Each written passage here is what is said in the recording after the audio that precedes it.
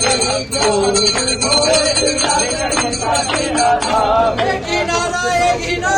श्री राम जय श्री राम।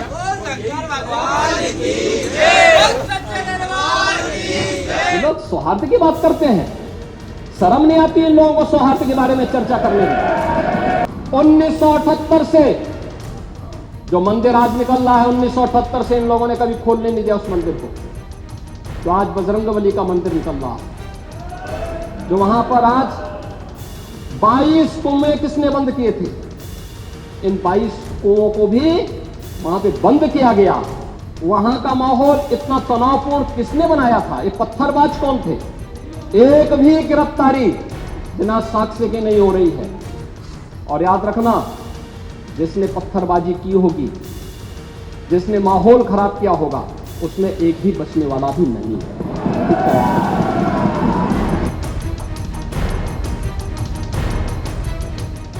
ये लोग सौहार्द की बात करते हैं, शर्म नहीं आती इन लोगों को सौहार्द के बारे में चर्चा करने की।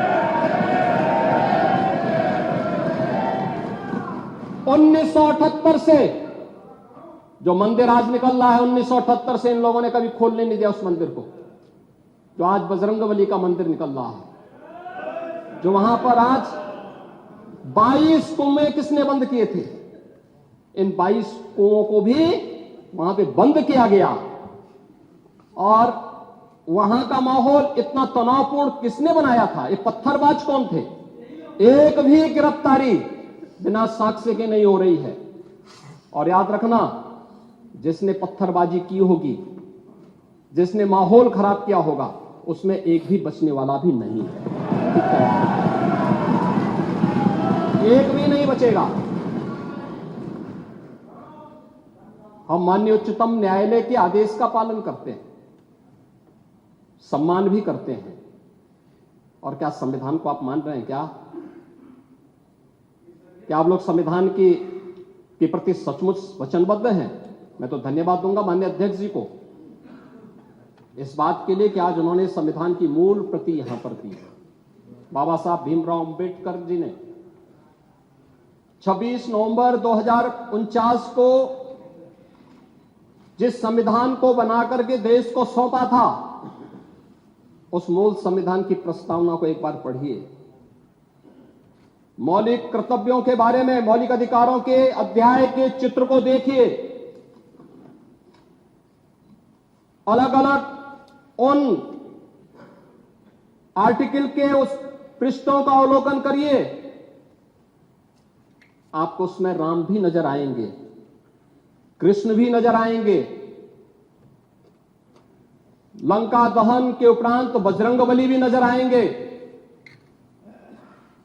ज्ञान का उपदेश देने वाले बुद्ध भी नजर आएंगे।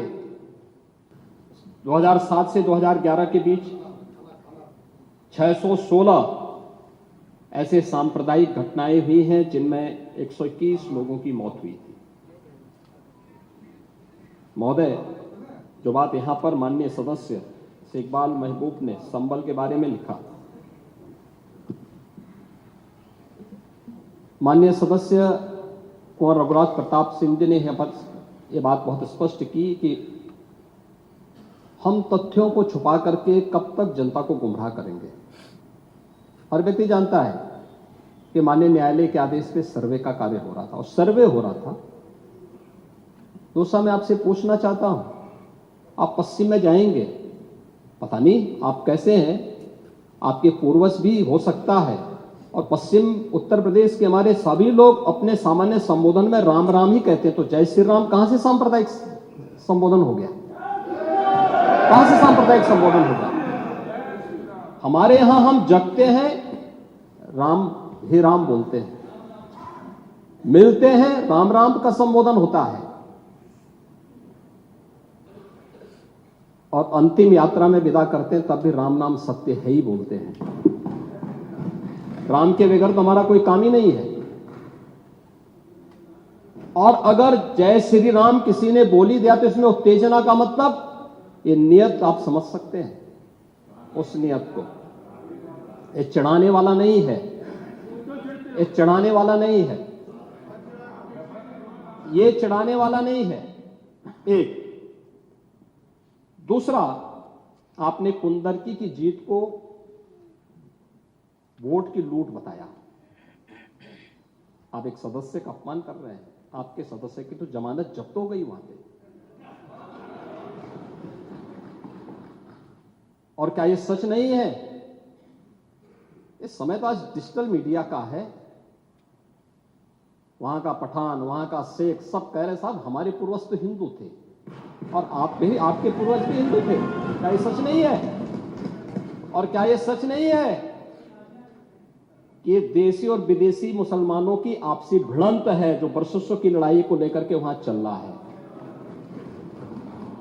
आप लोग सच पे पर्दा डालने का प्रयास कर रहे हैं, लेकिन एक चीज नोट करना कि सूर्य को, चांद को और सत्य को बहुत देर तक छुपा कोई नहीं सकता है और सत्य जरूर सामने आएगा। और उसी सत्य के बारे में कहा जा रहा है। नेता प्रतिपक्ष कह रहे थे कि वहां की स्थिति ऐसी है कि अगर मंदिर आ भी जाएगा, मंदिर बन जाएगा। मैं कहता हूं, ये तो बाबरनामा भी कहता है कि हर मंदिर को तोड़ करके एक ढांचा खड़ा किया गया। आप तो एक श्रेष्ठ ब्राह्मण कुल में आपने जन्म लिया है। आप तो भारत के पुराणों की परंपरा पर विश्वास करते हैं। हमारा पुराण भी इस बात को कहता है कि भगवान विष्णु, श्री हरि विष्णु का 10वां अवतार संबल में ही होगा, उसी संबल में होगा।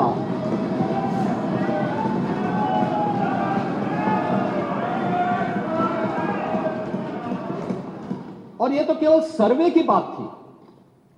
माननीय न्यायालय के आदेश पर जिलाधिकारी का मतलब जिले का एडमिनिस्ट्रेटिव हेड, पुलिस अधीक्षक उस जिले की पुलिस फोर्स का मुखिया है। इनका दायित्व है कि शांतिपूर्ण तरीके से किसी सर्वे के कार्यक्रम को वहां पे संपन्न करना, माननीय न्यायालय के आदेश को अक्षरशः अनुपालन करना। और सर्वे 19 नवंबर को भी हुआ, 21 नवंबर को भी हुआ, 24 नवंबर को भी सर्वे का कार्य चल रहा था। क्या यह संभव है? नहीं, 21 को संपन्न नहीं हुआ था। ये लगातार सर्वे का काम चल रहा था। और सर्वे के कार्य के दौरान पहले 2 दिन कोई भी शांति भंग नहीं हुई। तीसरे दिन जब 23 नवंबर को जुमे की नमाज के पहले और जुमे की नमाज के दौरान जिस प्रकार की तकरीरें दी गई, उन तकरीरों के बाद माहौल खराब हुआ और फिर उसके बाद जिस प्रकार की स्थितियां की गई थी वो सबके सामने है। और इसलिए मैं कह रहा हूं, हमारी सरकार ने तो पहले ही कहा कि हम जुडिशियल कमीशन बनाएंगे। ये एक्ट के अंतर्गत ही इस कमीशन बना हुआ है। माननीय सदन में उसकी रिपोर्ट भी आएगी। दूध का दूध और पानी का पानी सबके सामने आएगा। मैं केवल एक बात कहना चाहता हूं कि अगर संभल के बारे में हम जब बात करते हैं महोदय, एक लंबा सिलसिला है इस संभल का। और अगर मैं संभल की जब चर्चा करता हूं तो संभल में कैसे माहौल खराब किया गया वहां पे। ये संभल में दंगों का जो इतिहास है 1947 से ही प्रारंभ होता है। 1947 में एक मौत होती है। 1948 में 6 लोग मारे जाते हैं। 1958 में भी दंगा होता है। 1962 में भी दंगा होता है। 1976 में भी 5 लोगों की मौत वहां पर हुई थी। और 1978 में 184 हिंदुओं को सामूहिक रूप से जला दिया गया था। 184 हिंदुओं को हत्या हुई थी, हिंदुओं की हत्या हुई थी और जलाया भी गया था और 184 हिंदू मारे गए थे वहां। 184। मैं वही तो कह रहा हूं ना, आप उस सच को स्वीकार नहीं करेंगे, आप उस सच्चाई को स्वीकार नहीं करेंगे। और लगातार कई महीनों तक वहां कर्फ्यू था। 1980 में फिर दंगा हुआ था, एक मृत्यु हुई। 1982 में फिर दंगा हुआ, एक मृत्यु हुई। 1986 में 4 लोग मारे गए और 1990 फिर 1992 में 5 मौतें हुई, 1996 में 2 मौतें हुई। ये लगातार ये सिलसिला चलता रहा 1947 से लेकर के अब तक। 209 हिंदुओं की निर्मम हत्या वहां हुई है संभल के अंदर, 209 हिंदुओं की। और एक भी बार किसी ने उन निर्दोष हिंदुओं के लिए कभी 2 शब्द नहीं कहे, उनके प्रति, उन परिवारों के प्रति संवेदना के शब्द नहीं कहे। महोदय, जो आज घड़ियाली आंसू बहा रहे हैं, ये लोग कभी भी उन निर्दोष हिंदुओं के बारे में कभी 2 शब्द नहीं कहे। वहां पर 1978 में जो दंगा हुआ था महोदय, किस प्रकार की स्थिति थी। एक वैश्य जिसने सबको उधार दे रखा था पैसा, और उस बात को मानता था कि साहब मैं तो सबको पैसा देता हूं, मेरे यहां तो सब व्यवसाय के साथ जुड़े हुए हैं। अगल बगल के हिंदू दंगा होने के बाद उनके घर में इकट्ठे होते हैं। इकट्ठा होने के बाद उनको घेर लिया जाता है। घेरने के बाद वो बोलते हैं, भाई आप हमें क्यों घेर रहे हैं? कहा जाता नहीं, क्योंकि तुम इन हाथों से पैसा मांगोगे, इसलिए उनके हाथ काटे जाते हैं, फिर उनके पैर काटे जाते हैं और फिर उनका गला रेंत करके हत्या होती है।